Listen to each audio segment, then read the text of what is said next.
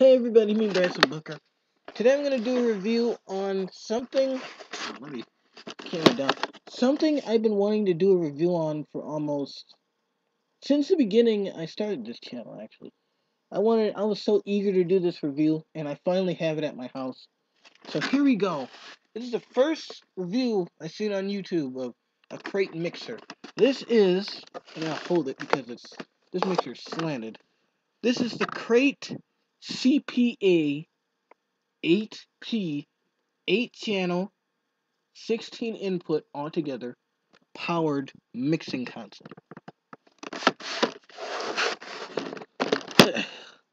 Once again, it's slanted, so let's move it up. Here it is, ladies and gentlemen. I've been wanting to do a review on this mixer for quite some time. Let me lift it up. It is a heavy model.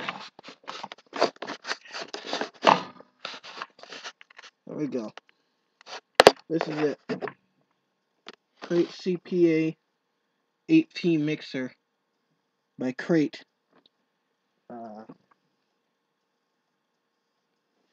And manufactured actually by SLM Electronics, St. Louis Music Electronics, who also SLM. Little history on this, on the SLM brand. Here's a little history. SLM had two brands under the name. They had Crate, of course, and they had Audio Centron. Audio Centron is another brand that doesn't get recognized too much. They were both cheapo brands, Crate and Audio Centron. And they were both owned by St. Louis Music Corp. So when you see stuff by SLM Electronics, it may look a little identical to one another because it's made by the same company. So they can kind of use the same parts that they did on this mixer and use it for Audio Centron mixer. But that's just a little history. Let's get to the mixer. It is heavy. 200 watts powered mixer by Crate. This mixer ran on a long time. It ran from all the way from 1991 until 2002. Very long time. All the inputs, you got 1/4 inch and mic input and 1/2 inch, 1/4 inch and XLR. So this is for instruments or mics, whatever. Then you got a 2-band EQ. I don't know if y'all can see that, but I'll point to it. This is the gain knob. Gain knobs here. The high knob, high tone control, low tone control. Just the low tone control right here. Down here is the monitor output. Right here is the monitor output. At the very bottom is the reverb effect, and then the level for that channel. So once again, top, gain, high knob, low knob, monitor output, reverb effect level, and main volume level of the channel. All on the 8 channels. Now if you come over here, you got the Crate logo, CPA. The main level, the monitor level, this EQ, this has built-in EQ, but here's the thing with the EQ. It only works on the powered mode. So if you plug a speaker into the main out plug, which is required to do this thing because the transistors are broke in it, so I can't power speakers from this thing any longer. The transistors broke or something. So this is pretty much useless right here unless I get the transistors fixed. Then the EQ will kick back in. But this is your EQ. Let's go down. Right here is your reverb return. So this sends the reverb to the mains, and you control the level of the reverb from the channels. This is monitor reverb return. So this is both main and monitor. If you have any other effects, you can send the effects there. You can send the effects to the main or the monitor. Let's see. main master, monitor master. Then over here is your tape section. This is your phantom power button. Phantom power, tape level. So this, you can have left and right stereo on the side here. I'll show you that in a minute. Left and right stereo. You got a reverb effects in, so you can send the reverb to your headphones, and then your level for your headphones. I think that's it. This is your stereo outputs over here. Man, I wish I didn't make this slanted like this.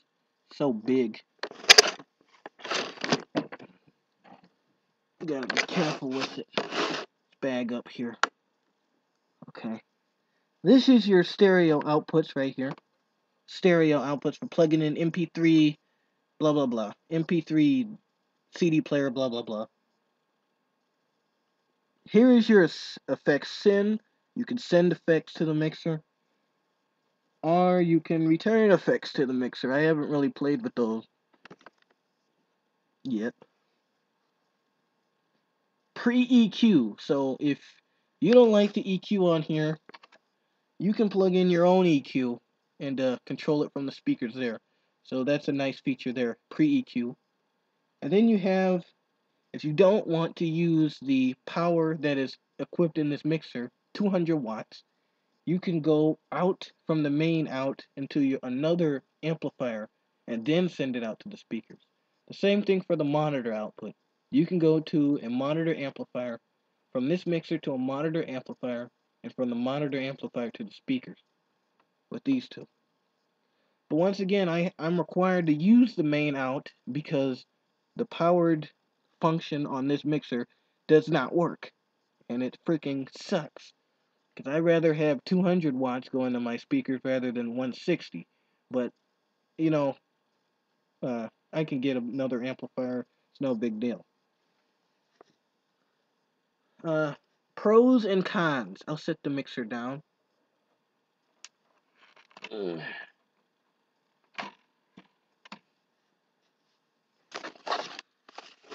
don't really think there's a reason to show you the back. On the back, you got your speaker outputs and your power plug. Pros and cons about this mixer. Okay, the pros is you get a decent amount of headroom. It's a decent mixer in general. It is freaking heavy, but I guess you would expect that from a powered mixer being that heavy. Although this mixer ran from 1991 to 2002. You would think in at least 99 or 2000 they could have discontinued this old model and came out with a more slimmer, compact, more CPA-8P, but they didn't. And that's one of the, but they were nice enough. There's a carrying handle. There's a carrying handle right in the middle. It's, you can't see it, but it's right in the middle. You can pick it up and carry it. I wish there was a carrying bag that came with it. I need a carrying bag. The sound quality is pretty decent. The reverb is there. It's nice. I wouldn't suggest too much because it just makes it sound like a space something, space station. But a little bit of reverb is nice, and it also goes farther when you use reverb. The volume goes a little bit farther. There's a above view of the mixer. Very good mixer.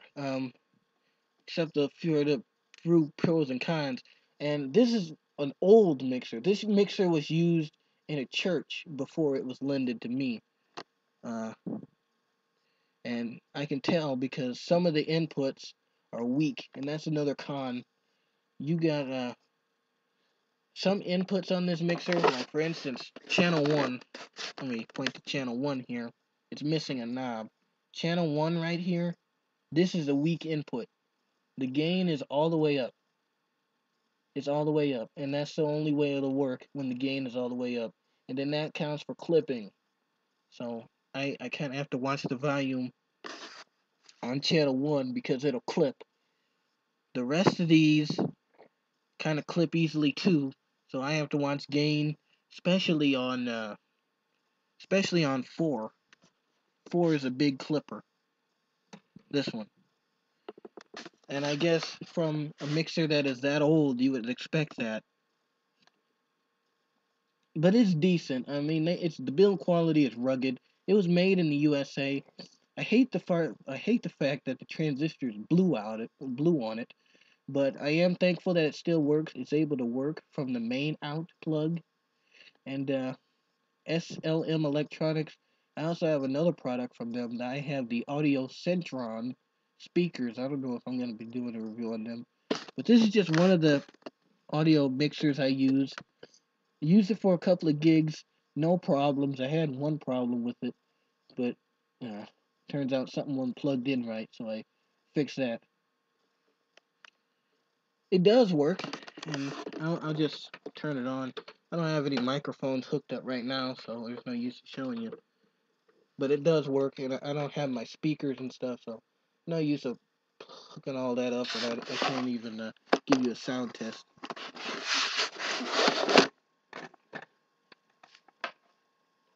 But I'll plug it in.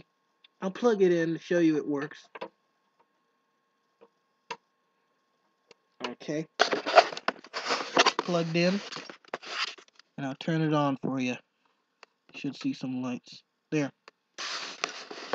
And it does come on. Of course, right now I don't have anything plugged into it, so maybe I should do a separate sound test video for you guys so you can hear how it sounds.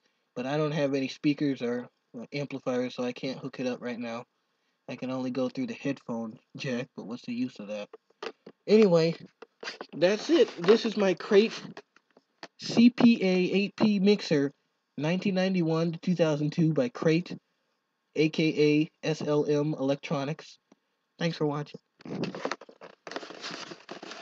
Powered mixer.